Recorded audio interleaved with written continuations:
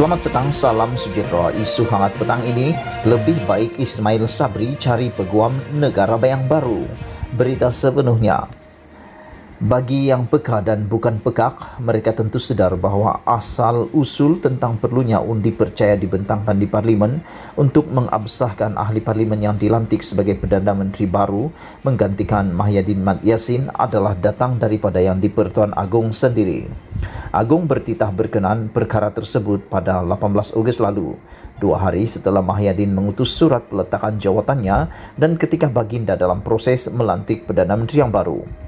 Dalam titah yang disampaikan melalui kenyataan media oleh Datuk Pengelola Bijaya Diraja Istana Negara, baginda bertitah Perdana Menteri yang dilantik menerusi surat akuan atau SD daripada ahli-ahli Parlimen hendaklah secepat mungkin mengemukakan usul undi percaya di Dewan Rakyat. Menurut baginda, langkah tersebut bertujuan mengabsahkan individu berkenan mendapat kepercayaan majoriti ahli Dewan Rakyat sebagai Perdana Menteri. Surat akuan 220 ahli Parlimen hanya bertujuan membantu Agong membuat keputusan melantik seorang ahli Parlimen yang pada hemat baginda mungkin mendapat kepercayaan majoriti ahli Dewan Rakyat, kata kenyataan Istana Negara itu seterusnya.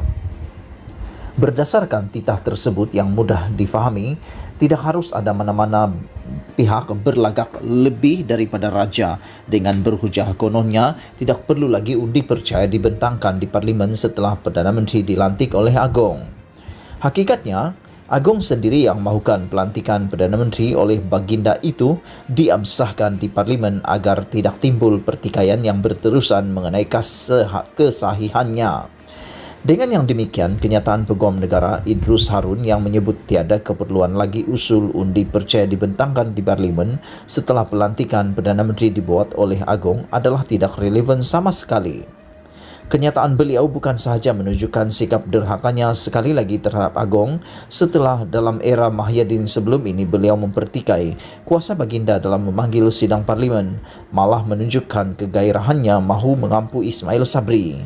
Mungkin cubaan mengampu itu agar dirinya terus dikekalkan lagi sebagai peguam negara, tetapi ia dalam masa yang sama adalah tindakan berbahaya kepada masa depan Ismail Sabri sendiri.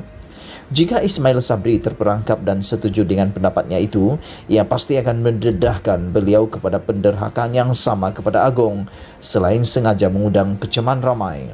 Sebagai anak kelahiran Pahang, tentulah buruk benar rupanya jika Ismail Sabri turut derhaka kepada Agong yang juga merupakan Sultan Negeri Pahang. Lantaran itu, Ismail Sabri tidak perlu sama sekali melayan pandangan Idrus itu, kerana beliau lebih perlu menunjukkan kesetiaan kepada raja berbanding sesiapa yang lain. Untuk kebaikan masa depannya juga adalah lebih baik Ismail Sabri mencari calon Perdana Menteri yang baru. Berikutan Idrus telah cuba menunjukkan jalan yang salah kepadanya dari segi kesetiaan kepada raja dan keperluan baginda. Kedudukan beliau sebagai Perdana Menteri diabsahkan di Parlimen sebagai sebahagian daripada proses demokrasi yang jelas Agong sendiri lebih memahaminya. Tidak dapat tidak oleh kerana keperluan usul percaya itu adalah titah Agong, Ismail Sabri mesti melaksanakannya dan tidak sesekali cuba lari daripadanya. Ismail Sabri harus belajar daripada apa yang dilalui Mahyadin, di mana tindakan cuba lari daripada menguji keabsahannya di Parlimen itulah yang akhirnya menjatuhkannya. Hadapilah dengan keberanian ujian keabsahan melalui usul percaya di Parlimen agar kemudiannya tiada apa-apa lagi yang dapat menggugat kedudukannya. Berita penuh dari Sahbudin.com dipetik dari MH Daily. Sekian isu hangat petang ini. Jangan lupa tekan butang subscribe dan kita jumpa lagi. Bye-bye.